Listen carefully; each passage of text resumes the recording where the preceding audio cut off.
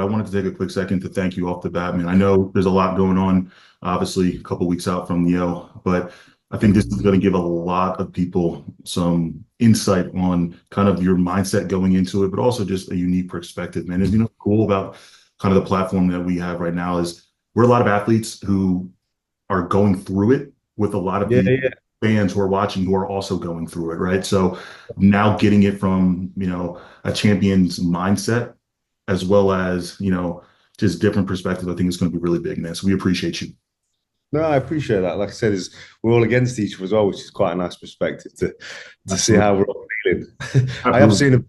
seen a few of the other ones you've done, and I know you're all doing like low carb and you're feeling and stuff. I've actually done the same this time round.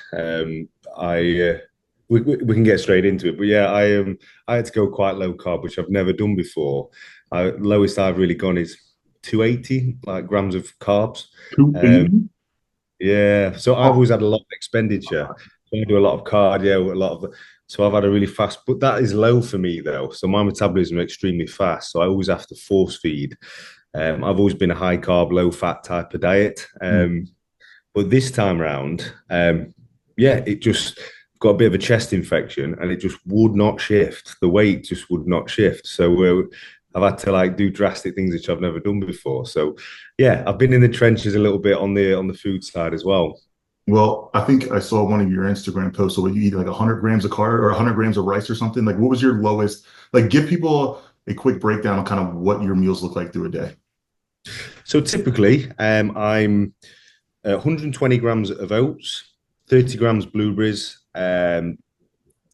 sorry, yeah, 30 grams blueberries, 25 grams nut butter, and 2 scoops of whey protein, which is about 40 grams of protein. Mhm. Second meal is 4 eggs, full avocado, and it's at present 4 rice cakes, which would normally be 6 rice cakes. Then we go into 120 grams of rice, 200 grams chicken breast, asparagus. Same again, 120 grams of rice, 200 grams chicken breast, asparagus. We then go 200 grams salmon um, with rice. Yeah, 100 grams of rice and asparagus or mixed veggies. And then we'll go out here. It's bison, which is beautiful. We don't have that in the UK, but we have a red meat. I have a red meat before bed You, with rice and veg. you know what's funny? Typically, As you're saying this, I'm sitting here as I'm eating 65 grams of rice in. yeah, no, yeah, that's not now though. That's what has always been in the past. This Okay. time, like I say, before I came out last week, we did yeah, really low carb, like yeah, really low, lowest I've ever been actually. But I don't typically count calories. I do weight in food, so I don't typically go for grams of carbs and macros. I do weight in food, and I'm quite sporadic in each day. As I don't know if you know, but I prep myself, so I kind of I make it up as I go along. Yeah, and honestly, that was the one I want to get into because over the last few years, I've kind of paying a lot closer attention to kind of how you got into the stage, and I never really saw someone necessarily making the shots for you or calling the plays for you. More it's yourself. You know Yeah, how I feel like we all go through it, man. Like we look ourselves in the mirror, where we're sitting there and say we're not ready, or we can be tighter, more cardio. Like, but it's also sometimes those prep goggles. How do you kind of separate that from also being that coach, perspective on yeah. your own? Yeah, that is difficult. And I think I've probably been my worst enemy in certain preps where I've kind of overdone it. I've kind of overthought things and haven't really had that second pair of eyes where you just need someone to say, right, you're okay, you're on track. So I have probably like sacrificed muscle tissue in the past. If you look at previous Olympias, I've come in probably a bit more stringier than others. I never wanted to be. I knew I was never going to be the most 3D biggest on stage. So my strong point was always going to be condition. So I never wanted to sacrifice that. So my intention or my mindset going into every prep is just to be peeled inside out, and then that's worked to my advantage. And like I've had numerous times where you step off stage and people are like, "Oh, you look bigger on stage." I was big in real life, and I've always got away with it under the lights and the condition. It's kind of pulled me through. But yeah, it has been difficult at times. Like in the early days, I had a guy, Ken Roscoe, who's an old boy, old school bodybuilder, and he was very, very cutthroat. Basically, he was the only guy I ever trusted to. And even to this day, he's the only guy I would like ring up and say, look, I'm struggling a bit on here. What's your thoughts on this? Because he would be brutally honest. I remember a couple of preps ago, I was in a gym and there's all people around me. They go, oh, you look amazing. You look fantastic. You look awesome. And he just walks in. I said, what do you think, Ken? And he came up to me and I hit this double bicep and he just grabbed the lower part of my back and he went, what's that, lad? What's that? I had a proper Yorkshire accent and he just grabbed the lower and that's what I needed to hear. I was like, yeah, people are saying I look good, but I know I've got work to do. Yeah. Not what you want to hear. It's what you need to hear. That's the difference with a lot of these guys. And ultimately it helped you, so him doing that definitely made you now one of the most conditioned guys on stage now. That's saying that though. I was, but I think the standard now is insane. And you look at some of the guys in the condition, I can't really have that title as much as standout title because everybody is bringing it now. The shape, the condition, the fullness, the size. People are perfecting their peak weeks. Like they're looking good. How does that play with your mindset, Ryan? Like obviously seeing how being on top for so long and always being in the conversation, doing this for 15 years, how seeing like throughout all the different eras of men's physique and seeing how these guys are now with conditioning and size and proportions and symmetry, how does that affect you going into defending a title? So I've always been, I don't know if you've perceived this way, but I've always perceived this way. I've always been the underdog, like going into most Olympias and stuff. Like I'm in the talks, but I've never been a front runner. I've always been, other than 2016, which was a long time ago. I was one of the favourites going into that against Jeremy because I was second in the world. I won the Arnold Classic. I had the momentum going into that, and I ended up placing sixth. So that was the closest I got to being a front runner for the Olympia. So I always liked working in the shadows and grafting and letting people have all the talk and have all the limelight because that was never me. I just like to do my thing in the background and then just come in and try and do the talking on stage. I'm not a great guy with my mouth and stuff, so I'd rather just show on stage. So it's always been worked to my advantage when I've been in the pack. So this year was a real eye-opener for me. It's something I had to address early on from winning it. I can't be that guy anymore because that's not a champion mindset. You have to go in with a different mindset. Like you're worthy of being number one. You've proved yourself. You're number one now. So now it's about retaining it and letting everybody know you wasn't a one-hit wonder and that you have a massive target on your back, but embrace it. Like make it a motivation. Make it something that's going to drive you rather than be a hindrance to you. And that's how I feel like I've done it this year. Previous years, it's me chasing somebody. This year, it's like, no, they're chasing me. I've earned my right to be here. Like 10 years at the Olympia, 15 years competing. It's time to look at that cap on backwards, RT. That brings back memories. That was my first ever showing, 2015. Men's physique has changed dramatically, man. And there's not many people who have been able to kind of grow with the changes, right? Not only did the board shorts change, the long hair, all that, good stuff, pretty boy stuff. But what would you say, because you competed with the Jeremy, obviously Jeremy Bendia, but who else? Who was it? Jeremy, right there. Jake Olsen, Anton Antipov, all the original guys, Matt Acton. I remember all these guys stood up here like it was yesterday, which is scary because we're nearly 10 years ago. But that was an incredible feeling. And even watching that now, I get shivers because for me, I was this young lad from the UK who was still a plumber working on site at that stage. Like, let me tell you. So I was still doing like 12-hour shifts in construction and I was pot washing at night and I was still, like grafting in day-to-day life. And I came out with no expectation. I was just a young lad, very naive, never been to the States, never been to the Olympia, knew how much it was growing, but obviously we just saw it on a little screen back in the UK and it was bodybuilding was small. And I'd only done, how many shows? 3 shows or something up until getting onto the 4 shows, getting onto the Olympia stage. So I was just amazed to be there. Look how fast I'm going through my transition, but can't hide that smile. That smile is real. It didn't feel like that on stage. Probably it probably felt like an eternity because that's the thing. Like when you look back at the videos, that's when you study it. You're like, man, I could have slowed that down. I know I should have embraced it more, but like again, Sadiq and people like that, good friends of mine now. But at the time, he had a big entourage. I remember him like with his slick hair there. He'd walk back and had his glasses Yeah. on backstage. He had this white and black. I remember like it was yesterday, like this white and black like NPC News Online tracksuit.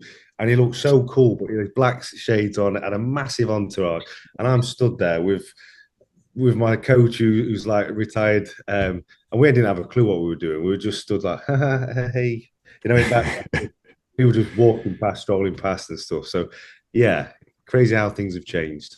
Dramatically, man. And you know, the one thing that I love about your career and something that I didn't know when I first, started following you, and up until honestly last year at your speech, you said ninth, eighth, seventh, sixth. Yeah, yeah. Yep. So you placed every placing, it was basically within that top 10.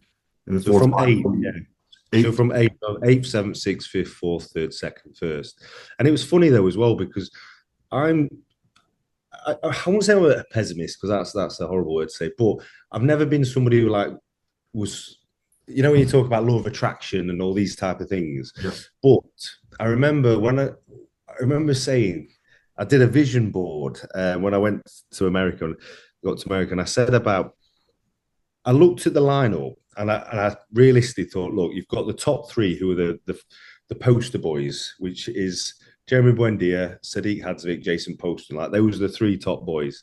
And I was like, the best I'm going to do here, really. And you looked at the lineup, there was 40 odd Americans and there was one UK guy, me. And it was like, right, in a realistic world, fourth is my absolute best shot at this in my first.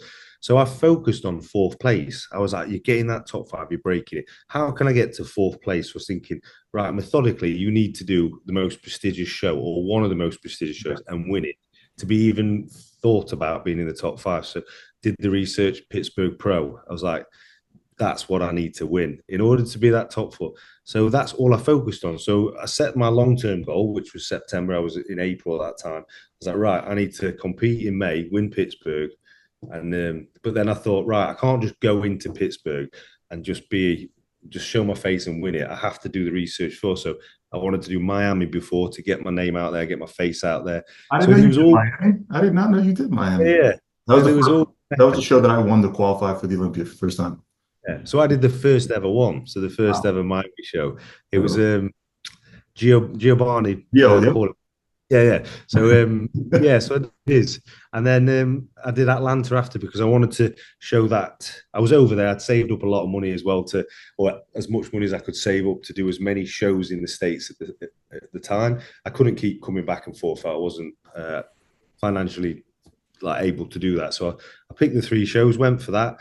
And then, as soon as I won that, I was like, right, next step, I've got to place fourth now at the Olympia. And that was all I focused on. I placed fourth. The year after, I said to myself, right, I've got to beat fourth place no matter what.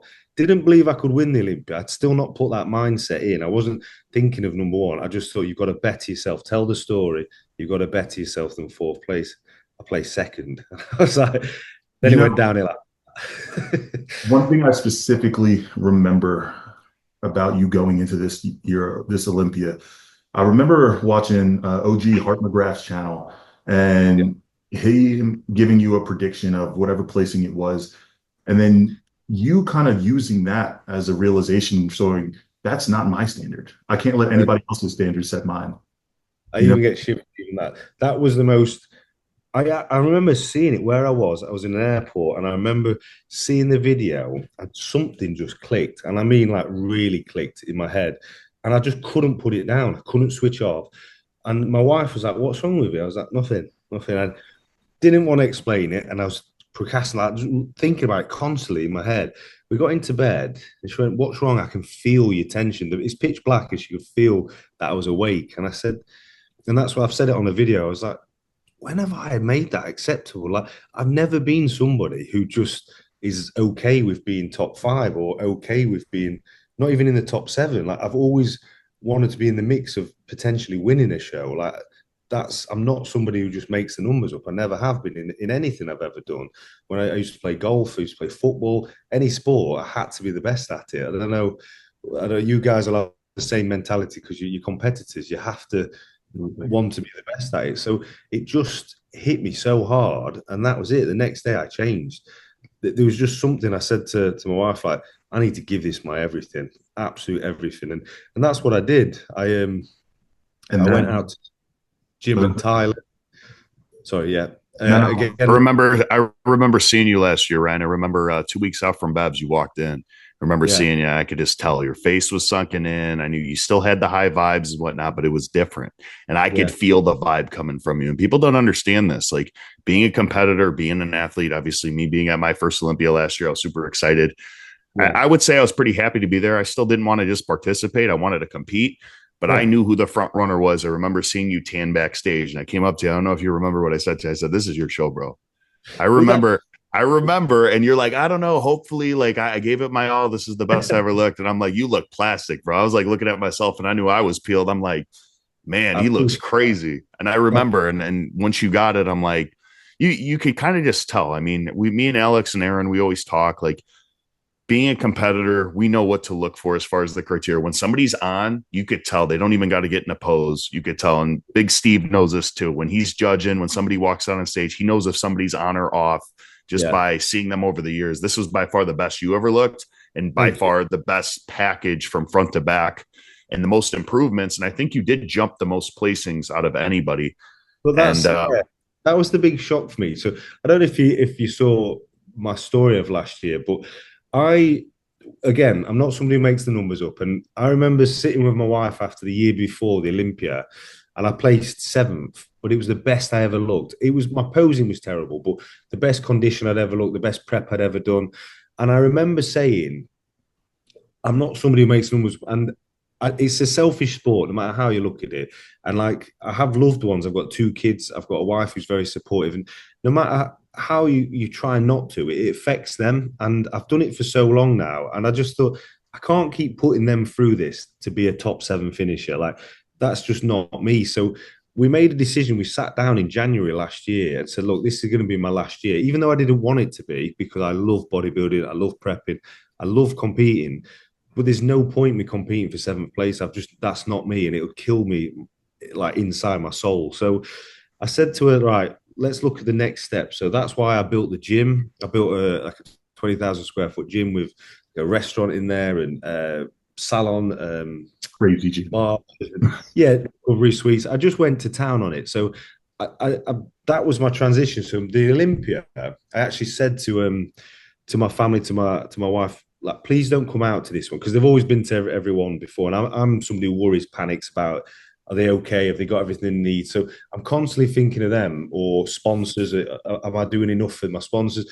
And I'm never in the moment, and I've never really appreciated being backstage at Olympia, because it's a job. I'm like getting on with it. So I said, if this is my last year, I want to immerse myself in backstage. I want to just take everything in, because I'm never going to be there again. It's my last ever time. So we agreed for nobody to come out. I went out there with no expectation. I was seventh place. And I just, yeah, the mindset was so different, because I could just relax and enjoy it. And that's what I did. Like you were saying there, backstage. I remember backstage like it was yesterday, where I wasn't panicking like in previous years, whereas I'm pumping up because everyone else is. And then obviously Terry you're on last, so you've got another hour before you're going on when people are pumping up.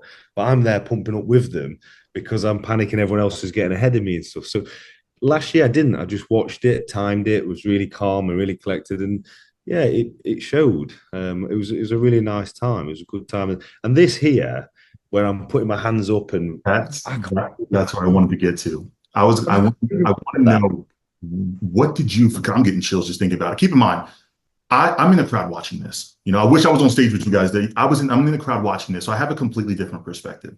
Yeah. And this moment, I felt it. Like Yeah. I felt it. So what did you feel in this moment? That like I cringe, if I'm honest, because that's just not me as a person, like shouting and getting Yeah. rowdy. So to see me doing that is involuntary. I must admit, guys, I didn't realize.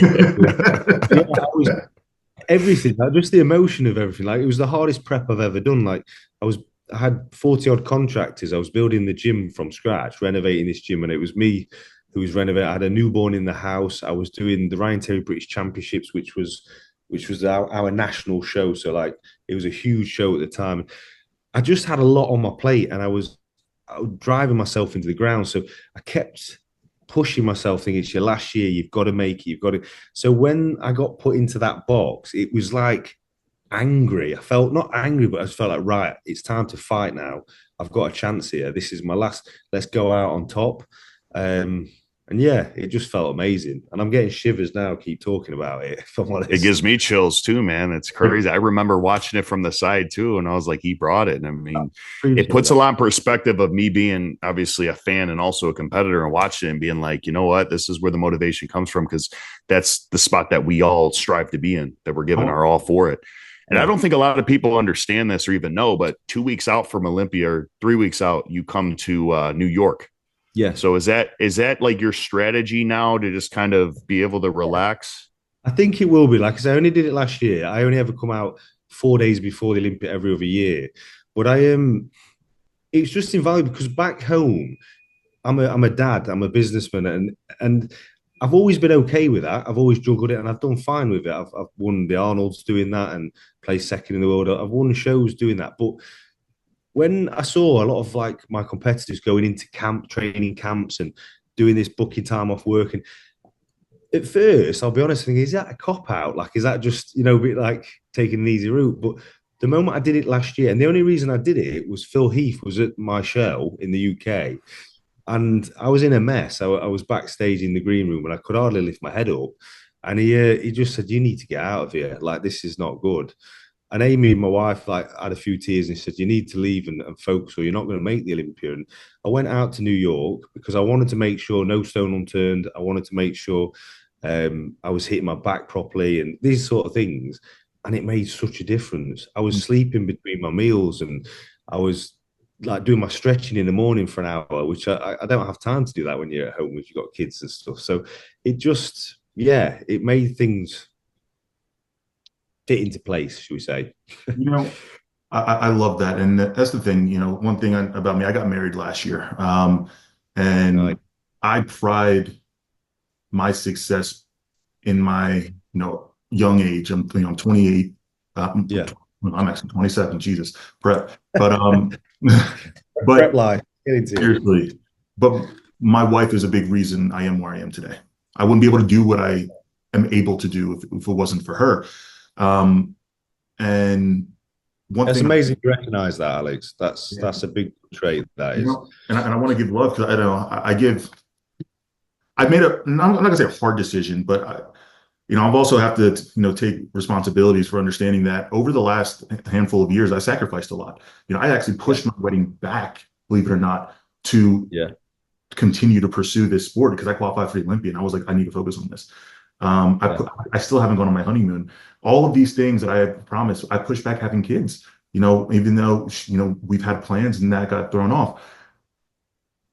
I gave myself a reality check this year. And what really helped me do that was seeing a lot of the veterans take a step back to focus on either their mental health, focus on businesses, or focus on their family, but also seeing people like you, Sadiq, Aaron, all prioritize family. And it's made me realize that if I'm sacrificing this now and I'm seeing the minimal successes that I'm seeing now, what's happened when I do reach the pinnacles that I want to reach?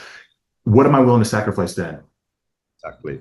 And I didn't want to do that. So I gave myself that reality check. And that's why next season I am taking time off. Whether am I competing? My plan is to, but my main priority will be, my family, my kids, or stuff like that. Setting my future self up for success, family homebound wise, which I believe is going to set everything else up for success. And that's why I think so many people felt when you won, like they won, because you have that kind of that. I don't want to say you just. That will give you. Yeah, but that will give you longevity in the sport as well. People always say to me about longevity, like, why do you do it so long? Or how have you been doing it so long? My key take home from what I've done in my career is to have balance. Like, is to try and have balance. Is yes, you'll have to sacrifice things. You have to be obsessive over something to be the best at it, especially in this day and age and how competitive everything is. But but have balance. Like the moment I land back in the UK Tuesday after the Olympia, we're on a flight Wednesday for a family holiday for 10 days. We come back for 2 weeks. We're going on another holiday.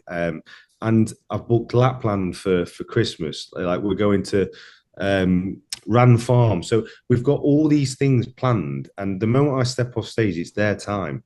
Like I've had my time and I love competing. So when I'm dieting, although it's providing for my family as well, so it is my job. I'm fortunate. What I love, my hobby is my job.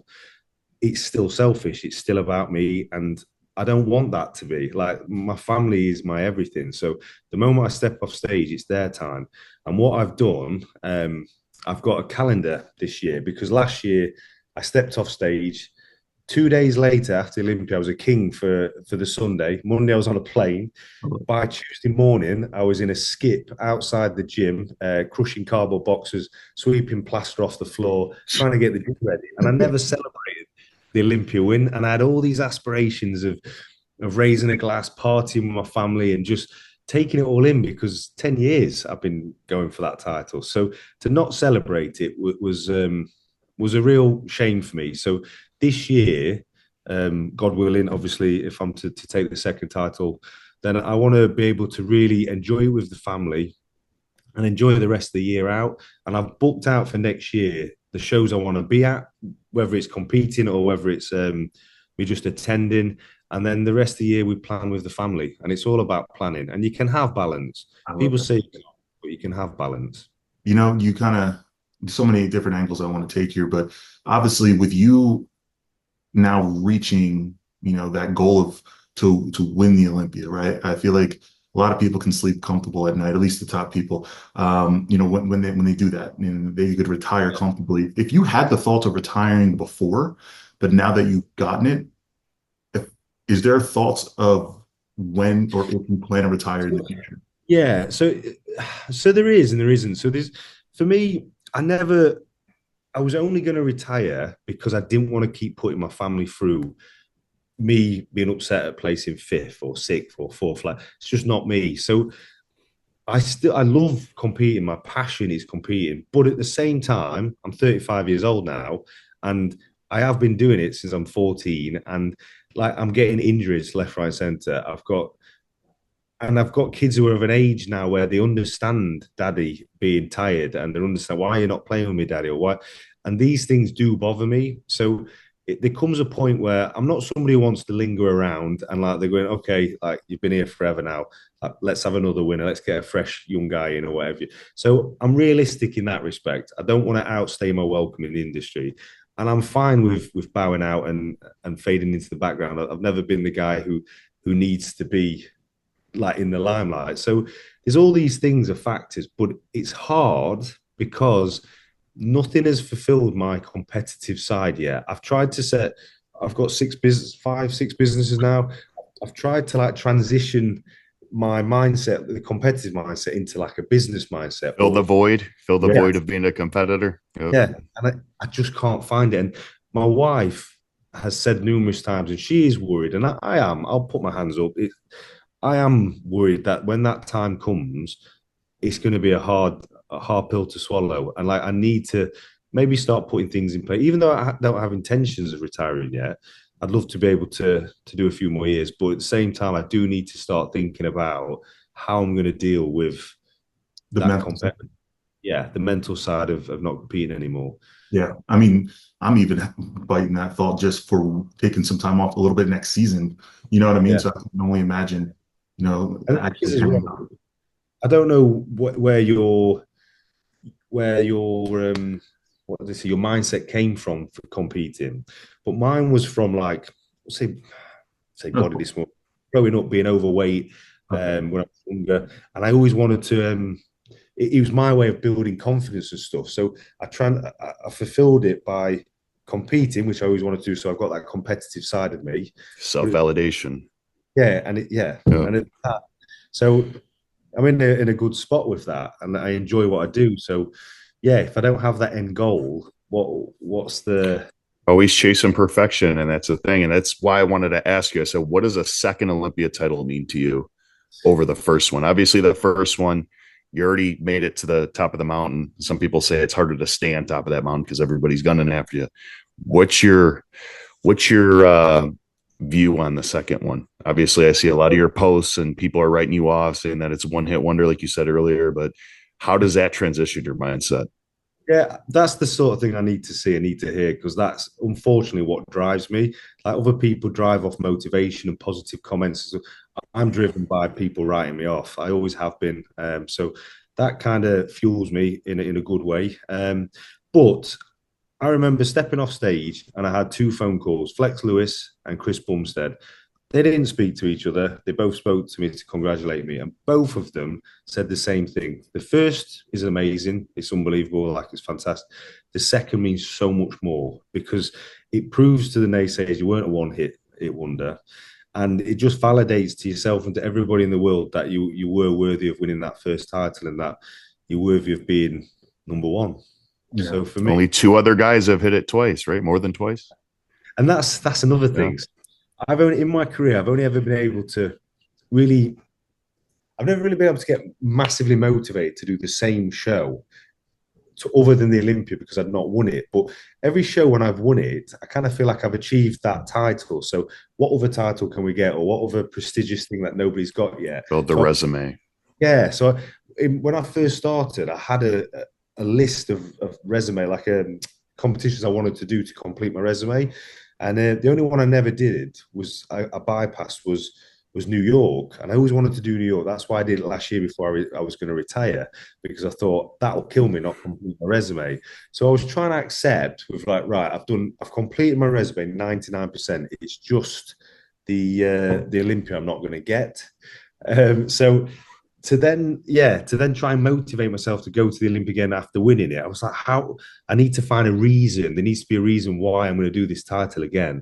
And then I saw a forum where is it third best Olympia, Mr. Olympia, men's physique Mr. Olympia. I was like, third best? Why is that? Aaron said the same thing when we were doing like our the top Olympians based on resume. Yeah, we were talking about it. He even got like kind of, because you're in your own category with there's only 6 to ever do it, and then it's like, wait a second, everybody wants to be the best, so it's that competitive nature again coming out. Yeah, I know, because you're like Jeremy 4, and you've got Brandon obviously 3. There's a few of us on 1, and then you look at like the Arnold Classic titles and the resume after thinking, oh, third, can't do third. then we'll ask them, what are you doing 4 more Olympias? You know, I don't know yet. This Olympia is safe to say this one's a unique one, right? Not only do we not have a lot of the names who we're even talking about now, the Jeremy, the Brandons, who are doing this, right? I think from my understanding, it's just you and Aaron who have won previous Olympians, putting you guys as the front runners, to do it again. How do you feel? One, let me ask you, so 2 questions in one. One, how do you feel about the number of people who are now doing the Olympia? Again, I believe 60 something qualified, 63, 62 this year. And also, how do you feel about the names who you've competed with multiple years not doing it this year? Yeah, so I do feel like there needs to be something in place where we narrow this down, because it's not as prestigious when you've got 60 people on stage. Like, there's too many people on there.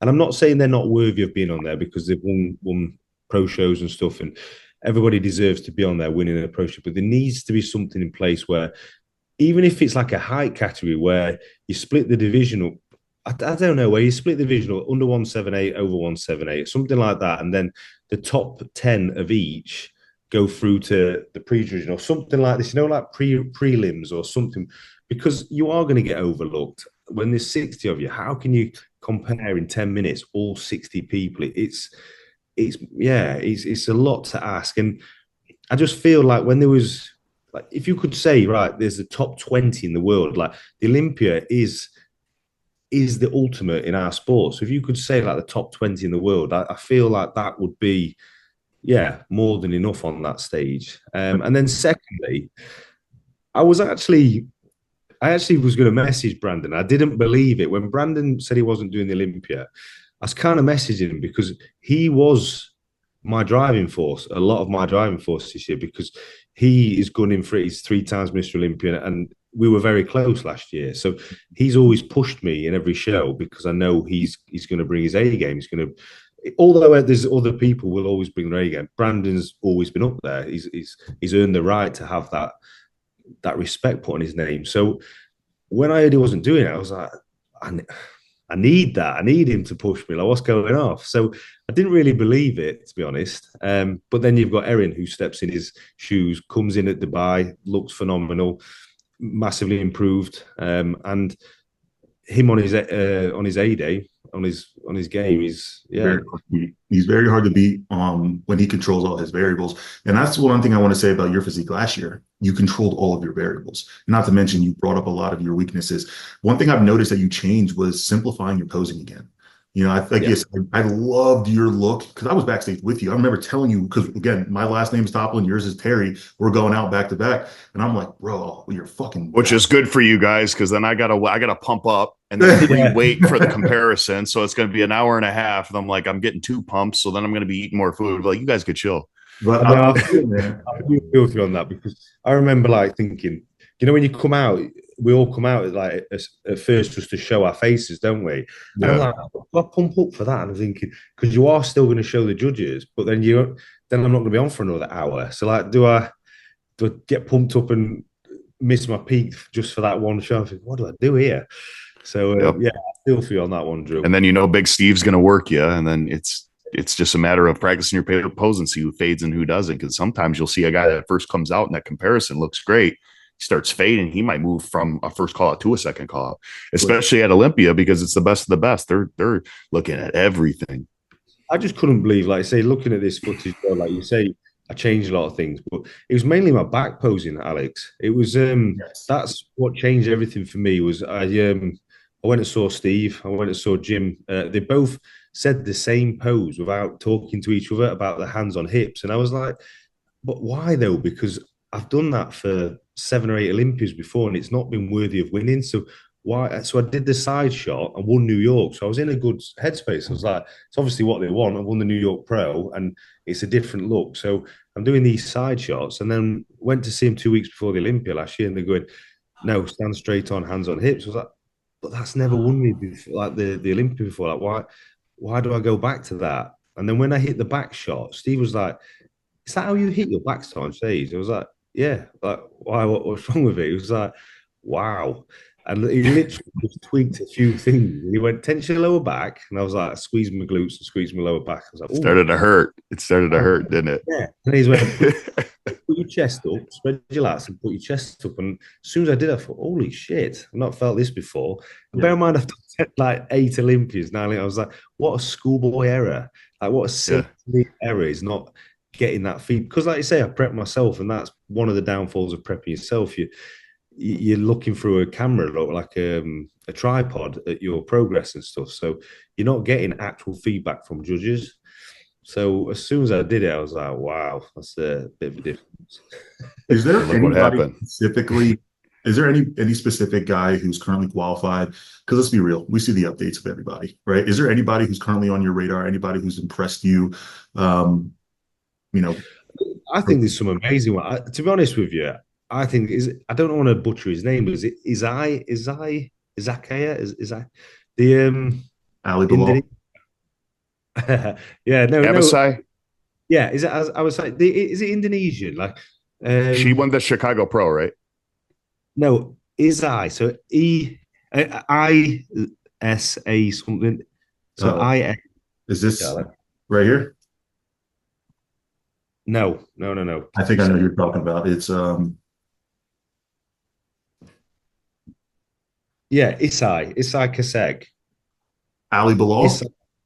No. Alex is Ali is phenomenal. Like I say, he's the front runner. I think with Erin, I'm not going to deny it. But Isai, there, look. Yes. He's looking insane. Yeah, I see that. I seen him. I actually have a client that I pose. He lives in Bali, and he got a picture with him the other day, and I was like, "Hey, how does he look?" And he goes, "He's dense. Like he's got that lower detail. He's complete. Go It's down just a going to set. be on how he looks compared to other guys. That's what I think it's going to be, because he looks complete. He don't look like he has a weakness in his physique. It's just going to be who exposes him, because he looks like a shorter guy. Yeah, look, this raise here, what you've just clicked on there, Alex.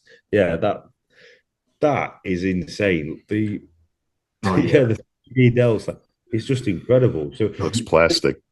I feel like he's going to make a bit of a scene this year, 100%. Yeah. Whether he plays in the top five or anything like that, I don't know. But I've seen him and I thought, wow, he's incredible. Obviously, Ali Bilal, you've got to put some respect on his name. He's won Pittsburgh and New York, the two most prestigious shows. Looking phenomenal. Obviously, he's got a lot of momentum going into it. So yeah, I think there's some amazing athletes. I, Like you I said, gotta ask. I gotta ask you, Ryan. Ali said he was more motivated than you. What do you think? that was one of my driving forces. You you will not believe how much I've played that in my head. Motivation. And you never let it out of the bag. You never let anybody know. You just went to the gym and worked hard in silence, and that's Yeah, the champion mindset.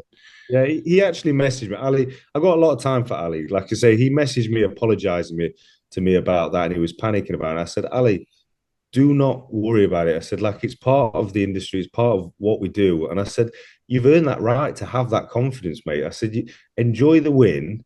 Don't panic about stuff like that. Go home, enjoy some food, and like capitalize on the momentum. Like, it's not often you're going to have that momentum. Winning New York and Pittsburgh in the same year is phenomenal. And that's an incredible look.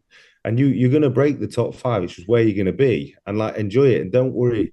And he was sound about it, and yeah, I wish him all the best. As long as he He doesn't had beat. good intention. He had good intention. I mean, I get, like, after a show when you're on that cloud nine, it's like there might be a few things that get all misconstrued and you say it in the wrong way, and then the narrative Yeah, changes because then there's and clips and stuff. And we've dealt with it. Aaron's dealt with it. I've dealt with it. Alex has. You have too. So it's how you if you deal with it and how you handle it. yeah, and if you listen to the whole conversation, I felt a bit sorry for him in the fact that they were actually kept bringing my name up when he's just won the Yeah. show. Yep. It should be about him. It's his time, and they kept bringing my name up to kind of and yeah, I'd be the same. I wouldn't want to talk about somebody else. Like, I've literally just stepped off stage, winning one of the most prestigious shows. It should be all about him. Like, he's earned that right. So Yeah. yeah, To me, he personally, I think I don't like calling him a dark horse because I think he's on everybody's radar at this point. yeah. But with you The only being thing- yeah, with go the, on. listen, with you being the current champion, his look is I'm not gonna say it's more comparable. I think there's two different types of physiques, right? Maybe Yeah, three, right? I think there's a you. I think there's almost like a Brandon Hendrickson, and then I think there's an Aaron Banks, right? yeah, And out of all of them, I think Ali is more in alignment with yours. And yeah. with Brandon not being in the picture this year, I feel like physiques like his will be rewarded. And then also physiques like Aaron will also be rewarded, right? So I think with that, I think there's been an endless debate on the importance of structure and shape versus conditioning. What would I've seen you sit down in front of panels before. You were you were front row when I was competing in India, right? What would you say for the men's physique division, right? All are important in order to be the champion, right? But nonetheless, what would you say is more fitting for the division for the look, structure or conditioning? I think structure. I think obviously condition is important, but I think equally both. In fact, I know that's a that's a cop out answer, but I feel like both because you're not talking about a local show or an amateur show. You're talking about the best of the best. So it's when the best genetics meets the best like of everything. Yeah. So everything's going to be taken into account, and I feel like what I would love to see, and they tried to do it in the early days, this back in 2015, 16, I remember Steve shouting at us incessantly on stage, trying to sort it out. And it kind of just got loosened off over the years. But I would love to see a front shot, back shot, side shot, because for me, it's very hard to compare me and Corey Morris, for instance, when his front shot is a full-on side shot and Yes. my front shot is a full-on front shot. So he would beat me on a side shot, no doubt. He's got the most tapered, tiny waist, unbelievable. And I would hope to think I'd beat him from the front. So if you have set criteria where you've got a front shot, a back shot, and a side shot, then it's all about like who beats. Do you know? I just feel like it'd simplify things a lot. I think it's really difficult to compare Can't when. hide weaknesses as much, Yeah, I would say. yeah, Yeah. yeah, and I just feel like if we all had to, and I remember, like I say, they used to. Brandon even said it a few times. I remember when we used to turn to the back, and he'd be like, "Say, Jeremy, stand straight on." He would go, everybody stand straight on, and then it'd be about 3 or 4 seconds, and then Jeremy would go into his killer shot and kill everybody with that 28-inch waist. He'd always go to the side. But he was working to his advantage, and he got away with it. And I just remember, yeah, those were the days where we'd all be fighting to front and back. That was it. Whereas now, you like you say, you can hide certain things and portray your physique how you want to see it the best. You remember when men's physique used to be, I believe it was 2017. It was for a national show specifically. I remember Steve would always correct me. It was feet straight and your hips had to be forward. You couldn't angle. Yes. So that exposed a lot of guys. And, there were some, that was like the era of where the guys were still big. So if you just had a wider waist and you couldn't manipulate it by posing to the side, those guys weren't going pro. But as soon as they brought back the angular poses, it really helped a lot of those guys that don't naturally have the smallest waist. But like you said, if you could angle it, I mean, it does simplify it a little bit more, but it will also show like your abs are a strength. So that side pose would be killer on you if that was a mandatory. Some guys have weaker midsections, and they might just, it's just a balance of everything, like you said. And I think it would simplify it and make it more clear cut for the guys that are in the top 5 or top 6, Yeah, but do you not feel like midsection does play a huge part in men's physique? Oh, I think that's what everything is. Your eyes gravitate to that, the size and also the genetic. We always talked about you having the best core in men's physique. I mean, Ryan Terry has always he's that guy with the abs, it's like, hey, if I had his ab routine, would my abs look like his? No. Like, obviously it's genetics, and on top of it, the hard work and everything that you put in throughout the years. But when I always thought abs and thought about men's physique, I always thought about Ryan Terry, because obviously talking at the beginning of this, you talked about how your diet is, your reasoning for starting of how you were, heavier and you wanted to kind of lose weight. You were always competitive. That was your reason why. I had the same why, but I was just skinny.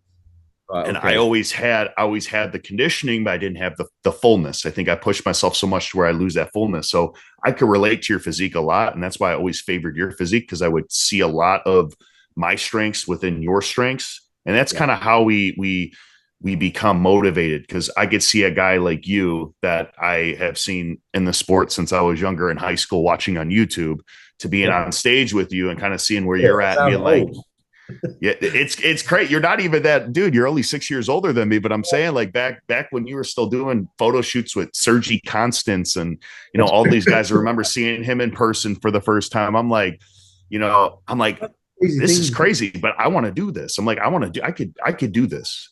But that's the crazy thing, though, because people assume I'm a lot older than I am because I've been in the industry for so long. So it's like when they talk to me, and even I'd start convincing myself, like, oh, yeah, I need to retire soon. But I'm like, 35, I'm not 45. Like, there's people still older than me, still in the top 10 competing, and only been doing it a few years. I'm thinking, no, stop writing yourself off, boy. Like, if you want to do this and you're good enough to do it, then carry on, do it, enjoy it. Do it whilst you're doing it. But it does make me feel old when you say you're at high school. You just had a head start. That was it. You started when you were young, so that's why you got years in the fountain of youth. Because I did not think you were 35. I was doing some research on for a video that I was making of you, and when I said you were 35, I was like, "Oh, motherfucker, he still has way too much time. I need him to hurry up and age." I'm like, I want his fucking job. I actually saw. Was it? I think it was you and Erin saying you made it. Because again, that was noted, by the way. He said something about me retiring. This would be my last Olympia. I'm retiring. It was earlier on in the year. I don't know what the context was about. And I was like, bloody hell, they're writing me off. I've already won it once, so they're writing me off already. You know why? I think it was about Aaron regaining his title, and it was something about, like, obviously Aaron has the same redemption attitude because he's a guy who won it and then lost it. And, obviously having an off year last year, he's got every reason to have that confidence too, but he has something to prove too. You have something to prove. So I think it was more or less him wanting to, just kind of be like, hey, throw a little jab in there, kind of make it interesting. I mean, the sport itself. It's all respect. Obviously, that's why we do this. We want to put the athletes that deserve it on, and we also want to break down things. But at the same time, it's got to stay interesting. It's got to stay competitive still on a respectful level. And that's what we try to do. That's why we try to have everybody on here. You could talk your part. Aaron could talk his part. We put you guys together, but the end of the day is no matter what we say, the judges are going to decide who wins. Exactly, and that resume is going to be built based on how you look. Can I ask you a question then? What's your goal then? Obviously, your goal's to win the Olympia and to become at your best. But like you were saying, you were skinny. So has your mindset always been trying to get bigger and bigger and bigger every year? Like, is that what you've always tried to do? Or are you trying to? I always chase self-validation. So for me, I've always been impressed by how far you could really push the body. I just always been like, it's one of those things. And I talked about this on my live earlier. Like, our bodies are physical representations of where our minds go. So we're putting so much work into our physiques with our mental. We're actually training our mental. Our bodies just follow. So when you see somebody that's in really good shape, looks crazy, that's at Olympia level, it's immediate respect because it took a lot for them to get there. I want to make a difference in the sport, not just as inspiring. My goal isn't to inspire, but the fact that I do gives me more of a why to what I do. I want to be a top 10 this year. I want to keep improving. I'm addicted to the process. I'm obsessed with this. I love watching my body change. I love interacting with fans and supporters. I love being on this podcast. I love being able to talk about my experiences with you, with Alex, with Aaron, with all these other guys, maybe future Olympia champions, things like that. But an OG like you, I mean, it's always awesome to be on here because it's part of my reason why too, because I never knew you before last year in person. But I always knew your physique. I knew that, without knowing you in person, I knew that you put that hard work in. So for me, it's always just been the competitive nature. Like, even when I was a kid, man, if I played a board game, I had to win like my life depended on it. I always just had to be the best at whatever I did. If I was doing sit-ups, I had to do the most. If I was at school and we ran a mile, I had to run the fastest time. I've always been competitive. And I think that was just my outlet for other things that I was insecure about. Yeah. 100%. I remember, like, I was brought up in a family, like, I'm one of three siblings. I'm the youngest. We've got a 2-year-old brother and 3-year-old sister. So I was always chasing them. So my mum was very competitive, and she didn't really know my dad growing up, like, for a big stint for over 10 years. So she was always pushed us in everything we did to compete, even washing the pots, even doing our laundry. Like, everything was a competition between the three of us. Scrub that floor faster. Yeah, honestly, it did. And because I was, again, the underdog, because I was at a disadvantage, I was 2 years younger, I was 3 years younger, I saw it as a challenge constantly. Always, even to the point where I'm not the brightest spark in the world, I must admit. So when it comes to being at school, I was never really that academic, and I really had to work for my grades. But my sister was naturally clever, and she was set to have the best grades. So I even went to the extremes, and nobody knew about this. Only my girlfriend at the time. Is I was pot washing at night in a local restaurant, local pub. And for £10, which is about $12 an hour, I actually started taking maths lessons after school because that was my weakness, and I knew she was going to beat me at it. So I my own tutorial. And if my friends at the time, because I was in, like, the cool crew, if my friends knew what I was doing, I would have got bullied, seriously bullied. But there was no way she was going to beat me, even at getting grades at school. It was crazy, honestly. Did you beat her? I did. We were waiting to hear. We used to go and play badminton, and it sounds silly, badminton, but it was just a bit of fun between myself, my brother, my sister, and my mum. It was meant to be a Friday night family bonding thing when we were kids. It was just, we played sports at the weekend, but Friday night was just badminton. You know what I mean? Like, yeah. And then we'd always come out with a broken racket, screaming at each other, not speaking. It's crazy. But it's like my family went mini golf. It was the same thing, but what we did over here was mini golf, and it'd be like we'd play, like, it'd all be fun, and then one of us is losing. It's like throwing our balls in the water, and it just turned into a whole argument. But it's funny though, no matter where you are in the world, you've all got similar. Yeah, it's the competitive nature, and it's human nature too. I mean, it's just we always want more than what we have, and You know, me, Aaron, and Alex are all car guys. It's like, you know, you buy a nice car, but then there's a better one that pulls up next to you, and you're like, damn, I want that one now. But it motivates you indirectly to work harder to where you could achieve that. It's the same way with kind of filling that void. You won the Olympia. It's like, how many is it going to take for you to, even if you tied the record, would it be good enough? By talking to you right now, I feel like you still would be proud, but I don't think you'd ever be satisfied because we're always chasing perfection. There's no such thing as perfection. That's why we're addicted to chasing it to get closer to it, but it doesn't exist. The only thing I will say, though, the only thing I will say, like, my mindset has changed because I I always had in my career something I've not achieved yet. So everything I was ticking off, I was achieving. I never felt the need to do it again because I've achieved it. I've achieved it. But the Olympia was always something that I'd not achieved. So it always kept that fire burning because I needed to get that title. And I was always nervous about how to act or what I would say, these things. And I was never just comfortable. That's the word. I was always on edge whether I was going to say something wrong, which might jeopardize it. I was going to do this, do that. So after winning it last year, I remember the Superstar Seminar, which I visualized years on years on years, wanting to sit on that table as a champion on the Sunday. That was my. It was unbelievable how much I obsessed on that, and I remember sitting on that table and Bob was interviewing me, and I just felt like I had nothing left to prove. It was like whatever was going to come out of my mouth was going to come out, and I am who I am because I've achieved everything I set out to 10 years ago. And like I just went, like it was a massive weight off my shoulders, and that feeling was incredible. And anything going forward now is just a massive plus bonus. To answer your question, that's what I'm chasing. Yeah, I have heard my entire career, and again, a young career, but nonetheless, of potential. Alex, you have a lot of potential. Alex, you know, your parents gifted you a XYZ, right?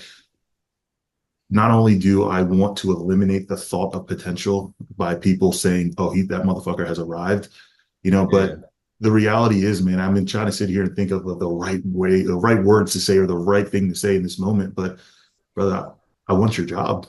I want the opportunity to stand on the stage while with Bob Ciccarello interviewing me and having an opportunity to impact the world or the men's physique division specifically the way that you've impacted in this moment.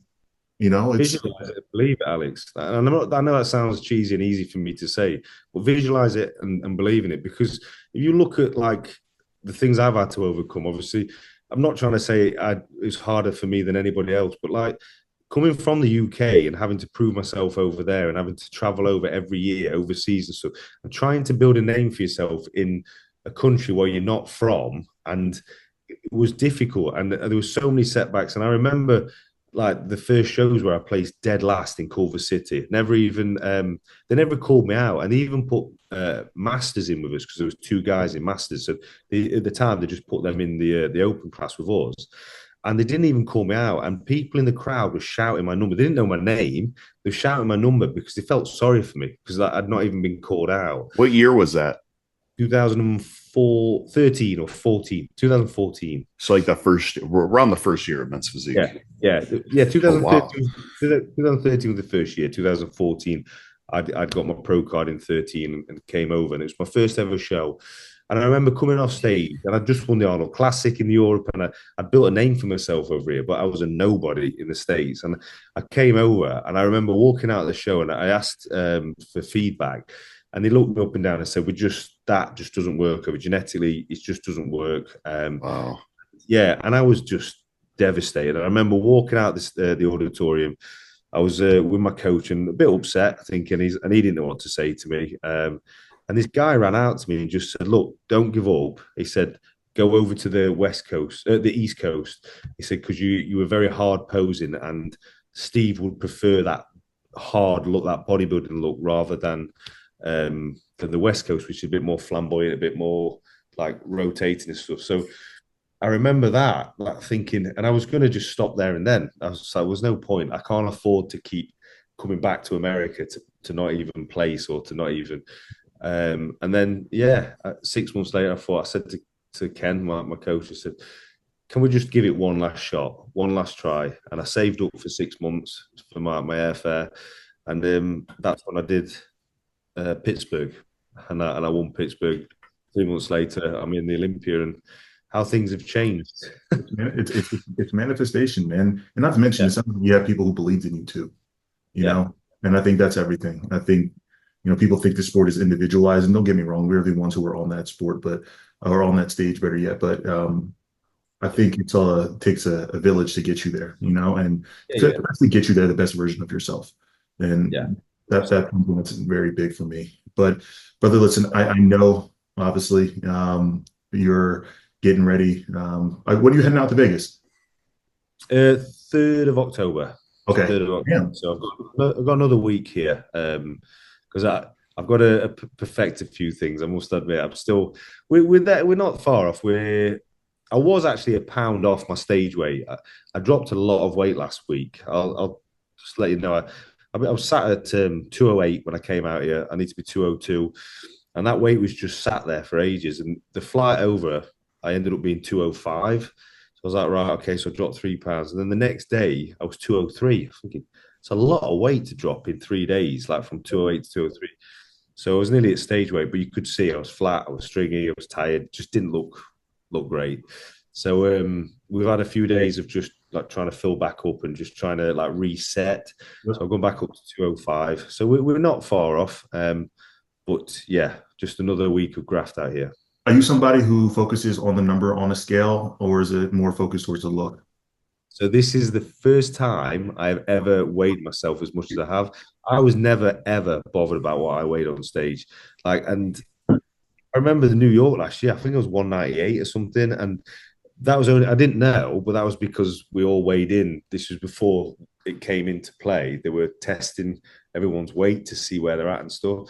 And I was 198 like 4 days before and stuff. So I was way under cap anyway at the time.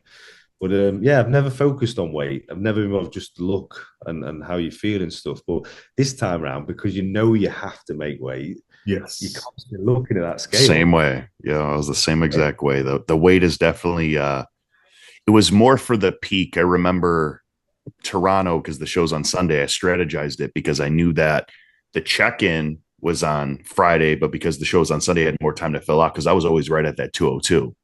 So then if you had the check-in later in the day and then the show was the next morning, you don't have time to fill out. And I was right at that cap and I pretty much had to starve myself all day with minimal water. So it was kind of hard, but at least now, how much I weigh now? Yeah, where you at now? How Fasted. I just broke the cap. So fasted, I'm 2016. Nice. So you're yeah. Yeah. I'm right there. And then plus the schedule is 9 a.m. on Thursday for the Olympia check-in. So we got some time. So we could just kind of get out of bed, kind of fast a little bit, and then we got 2 days to fill out. So it's not going to be a problem. So that's the one thing I'm excited about. Yeah. So that's a good point. I've not looked at that. So it's 9 a.m. Thursday. 9. Yeah. So you'll be good. Fast. It's not 7 p.m. like it was at we did Louisiana earlier this year. The Optimum, it was 7 p.m. and then prejudging was the next day at 9 a.m.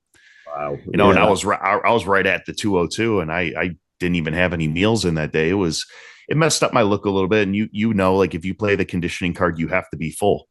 Otherwise, you'll just look stringy, like you said, and that's a good term to use for even the people watching, like stringy. It doesn't mean you're not conditioned. You're just so peeled that you're flat, that muscle isn't pushing against the surface. So you kind of look like you're in shape, but you're not hard.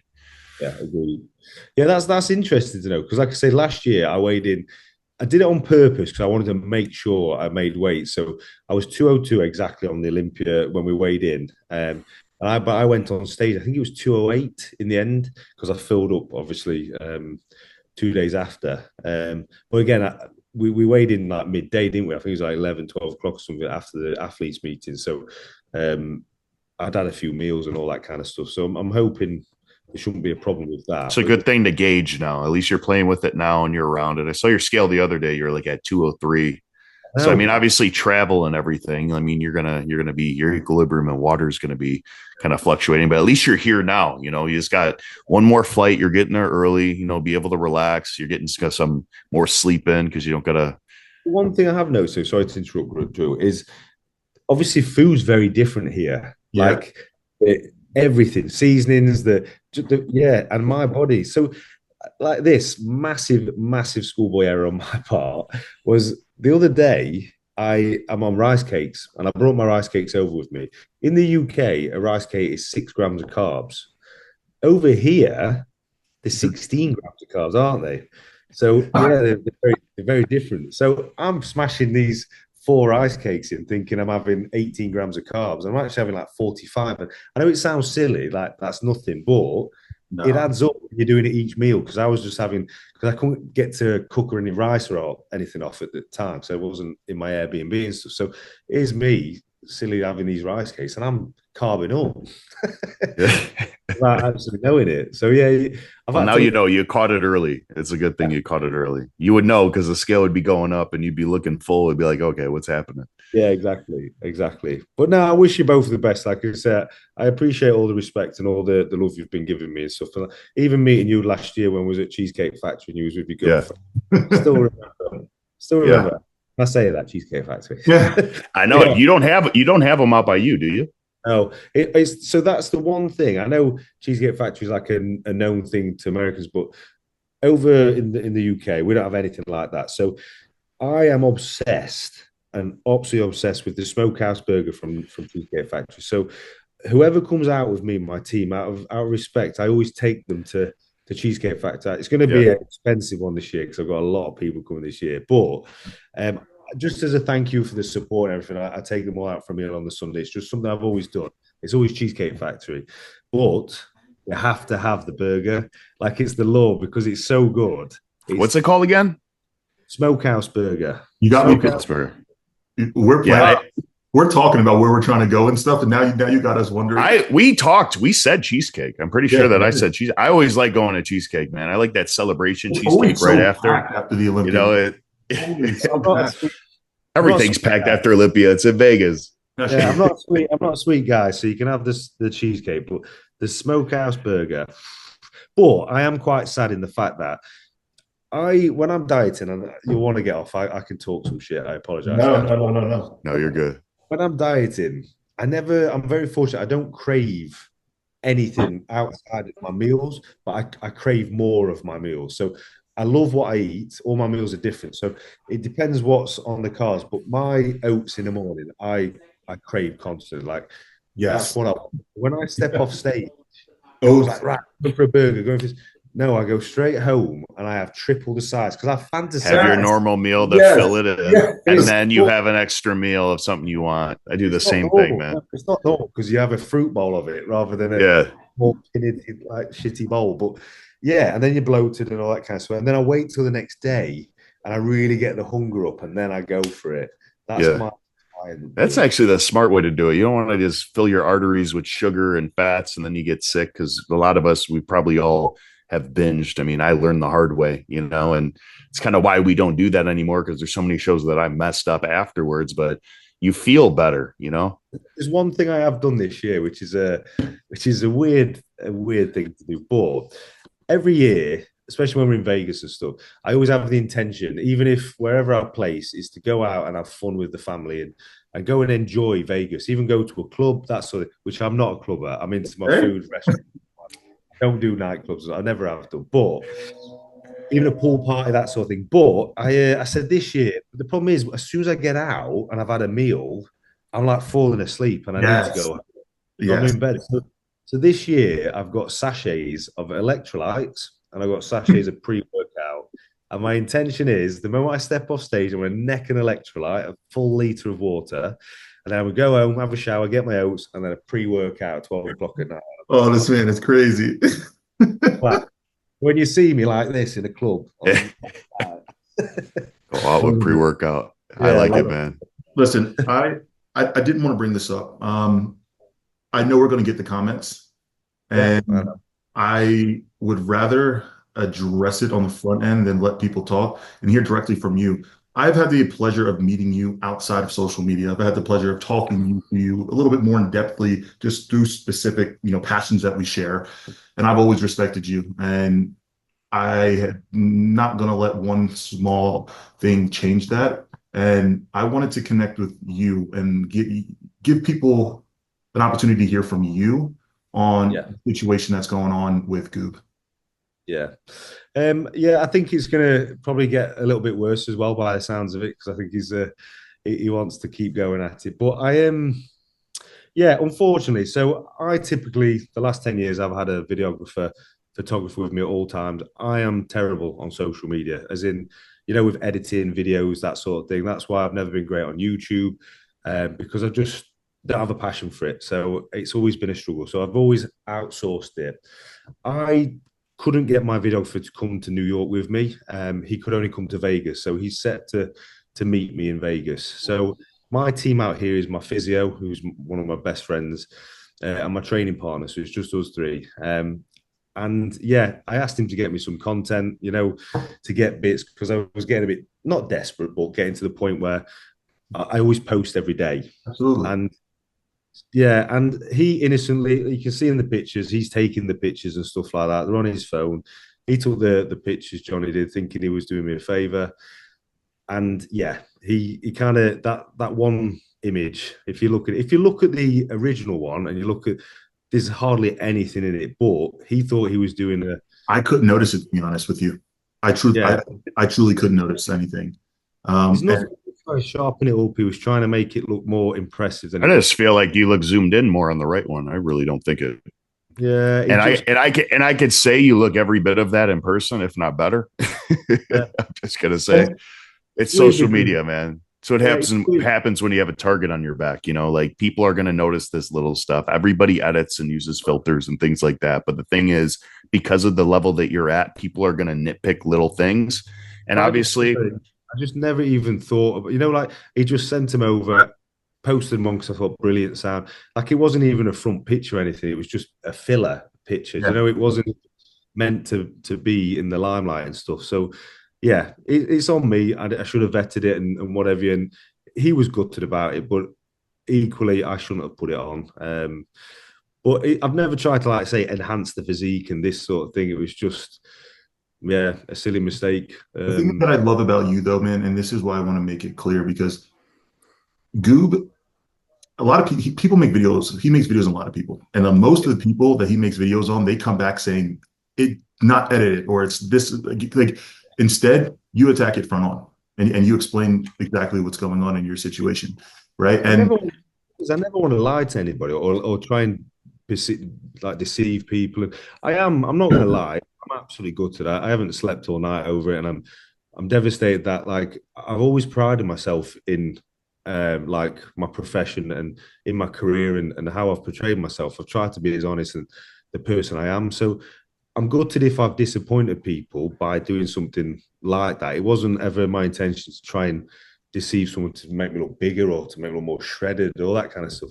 It was just, yeah, like I say, an error, which when you look at it, it was stupid, really. Like when you look at the actual picture itself. But like, yeah, like I say, I've took all videos today. I've took loads of videos today and stuff thinking, right, I'll just show videos because you can't go wrong with videos. But now I'm getting to the point I daren't do anything, daren't post anything. I think, have I done this wrong? Because I've always put my trust in my videographers and just let them do it, and I just post whatever they give me.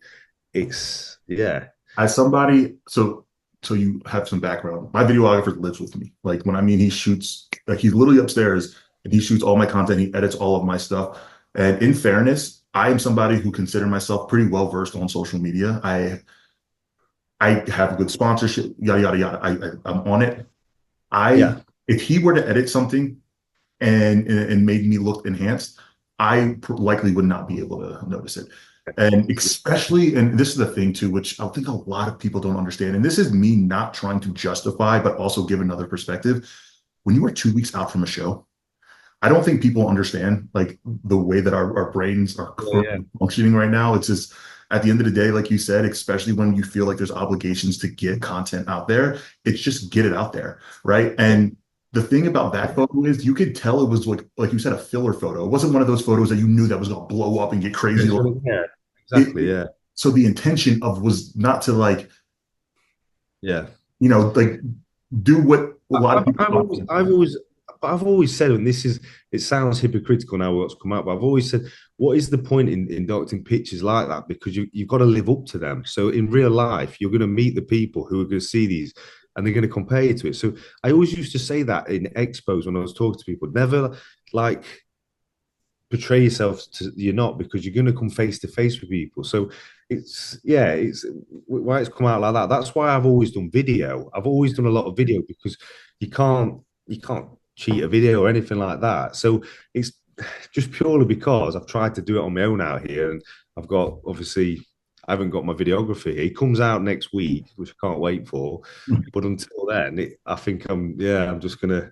Honestly, man, I really hope that you don't. And again, the one thing I love about you is probably what's kind of going to hurt you in this situation is that you care, right? Like you care, and you care about what your fans think. You care about like because Yeah. you've grown such a relationship with them and by your story that at the end of the day, it's going to impact you. But I think we've all seen you on stage, motherfucker. You look photoshopped when you walk out on stage. So the reality is, man, that photo is it's not the reality. Like when you see you on stage, you look insane. So I I do, hope honestly, I do appreciate you saying that, and all reaching out to me on messages and stuff like that, because you didn't need to do that. And people can get on the bandwagon, especially if you're competing against me and stuff like that. Like, and I've seen it happen to Erin, I've seen it happen to Jeremy, I've seen it happen to winners where they'll clutch at anything and then really go in on them and stuff and get behind it and try and really derail them. So massive respect for the fact that you haven't done that, and you've understood where my intention. I truly believe in my heart of hearts, you are the best ambassador for men's physique division. And one thing that Drew try to focus on this channel, as well as Aaron, is pushing positivity through our platform to enhance this division. And that's a big reason why we wanted to have you on, bro. And again, Thank you. as Yeah, a friend, as a Erin fan, reached out to me. Erin reached out to me earlier as well, and yeah, he didn't need to do that. He's one of the front runners, so it's yeah, and I do he's appreciate. been through it. You know, Yeah, like he's been through it, and yeah. I hate it happened this close to a show. But like you said, man, I think you're going to step out on stage and show a lot of people, the true reality. So, I think nonetheless, for me, it's time to shut off from social media now and just focus on the end game. That's my plan, I think. I can promise you this, bro. I always say social media is one of those things. You give it like 10 days, everything. It's a new wave, something everyone forgets. You know what I If mean? there's So, someone else that is more of importance, there's nothing 48 hours typically can't fix, and that's the thing with Goob. Like, I don't think he's wrong, but I also don't think you're wrong. That's his platform. That's what he does. But He that's utilizes it the way he does, and you utilize what you do. It just is what it actually, is. It just so happened to be a miscommunication. I actually messaged him as well. I put that, whether that goes out, I did actually message him and say, look, I respect your channel, I respect what you do and stuff. So like, all the best to it. I get what you've done, but it was like an innocent yeah. mistake or whatever. It wasn't Listen, intentional. I love Goob what he does. Like, I'm not going to sit here and act like I don't. Like, Goob's content is awesome. Not only that, I like it for more like the predatorial stuff that he kind of goes after, which I think is very important, bringing awareness to that kind of stuff.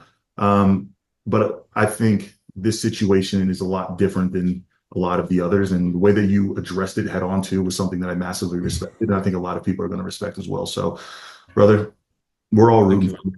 Don't get me wrong, we're coming for you, but we're all Yeah. rooting for I'm you. ready. I'm ready. And I will do it. Not yet. I will do. we're, I Yeah. appreciate you, man. Well, listen, thank you for coming on here again. Men's Physique Radio this is exactly what we're trying to do. Bring on people like yourself, give people inside perspective of a champion's mindset, and how we can elevate our standards to get to where you are one day. And For having me. I appreciate it. Thank you. so we will see you in Vegas in a couple of weeks, my man. And again, Yes. until then. Look forward to it. All Take right, care. brother.